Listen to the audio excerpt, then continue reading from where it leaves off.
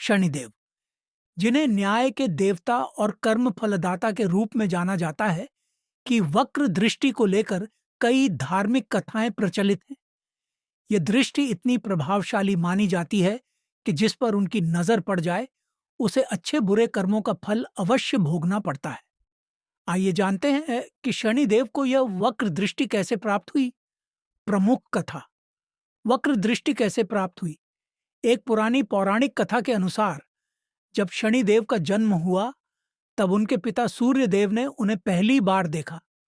उस समय शनिदेव की दृष्टि सूर्य पर पड़ी और तुरंत ही सूर्यदेव का शरीर काला पड़ गया और उन्हें बेहद कष्ट होने लगा।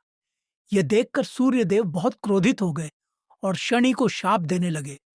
लेकिन माता छाया ने उन्हें रोका और बताया कि शनि ने किसी द्वेष से नहीं, बल्कि स्वाभाविक रूप से अपनी दृष्टि डाली थी और वह भगवान शिव की तपस्या से शक्ति प्राप्त कर चुका है। तब देवताओं ने यह समझा कि शनि की दृष्टि साधारण नहीं है, यह वक्र दृष्टि है जो किसी के भी जीवन में बड़े बदलाव ला सकती है। कहते हैं कि शनिदेव ने भगवान शिव की कठोर तपस्या की थी।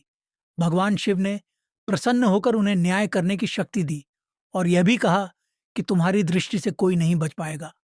यह दृष्टि वक्र होगी ताकि व्यक्ति अपने कर्मों के अनुसार फल प्राप्त करे। शनि की दृष्टि का प्रभाव क्यों वक्र है? न्याय का प्रतिनिधि होने के कारण शनि की दृष्टि सीधे नहीं होती, वह कर्मों को परखती है। डू बॉट टू, वह मनुष्य को उसके कर्मों का फल देने के लिए समय लेती है, इसलिए दृष्टि वक्र कहलाती है। सीधे मारने के बजाय पहले सतर्क करती है। 3. उनकी दृष्टि तीव्र, गहरी और विश्लेषणात्मक मानी जाती है। कोई भी झूठ या ढोंग नहीं छिपा सकता।